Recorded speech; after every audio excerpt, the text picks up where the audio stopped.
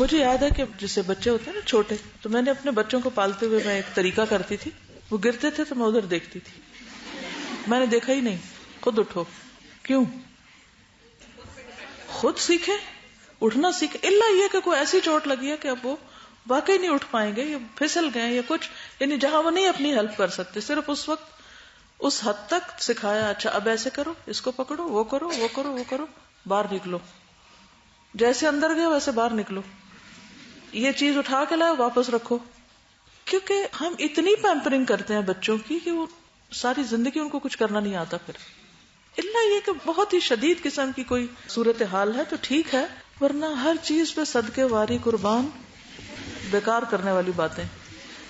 چلیے سب مسئلوں کا ایک حل، ان صلاتی و نسکی و محیایا و مماتی للہ رب العالمین.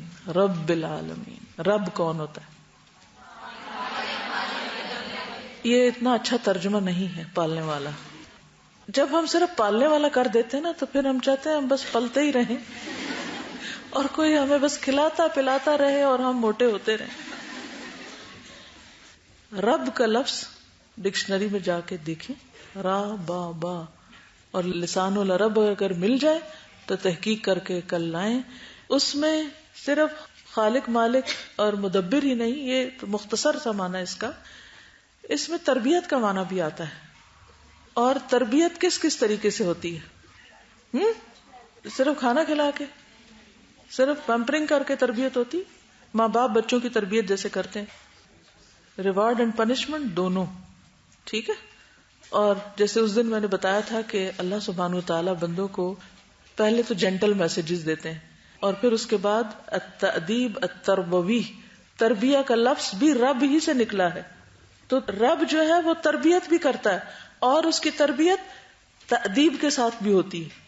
ٹھیک ہے نا، ایکسپلین کر چکی ہوں. تأدیب ادب سکھانا اور اس میں سختی سے کام لینا. پھر اللہ تعالیٰ وارننگز بھیجتا ہے، پھر اللہ تعالیٰ کسی نہ کسی مصیبت میں مبتلا کرتا ہے، کوئی کڑوی دوا بھیجتا ہے، کوئی ناپسندیدہ چیز انسان کو پیش آتی ہے، کہیں ٹھوکر جا لگتی ہے. یہ اللہ تعالیٰ کچھ سکھانا چاہتا ہوتا ہے بندے کو کہ ہوش میں آؤ، سیکھو، باہر نکلو خول سے.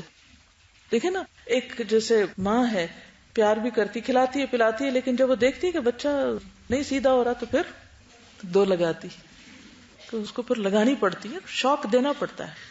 جیسے عورت بگڑتی ہے تو پہلا درجہ فعظوہن، واز نصیحت، الہدی البیانی، اور نہیں تو مہجروہن، اگنور، نہیں تو وضربوہن. تیسرا مارنا بھی پھر ہے. اور فَإِنْ أَطَعْنَكُمْ فَلَا تَبْغُوا عَلَيْهِنَّ سَبِيلًا، بات مان جائے، سیدھی ہو جائے، اب اور رستے نہیں تلاش کرو ان کو، پھر مزید نہیں تنگ کرو، ختم بات، اب پھر نارمل ہو جاؤ.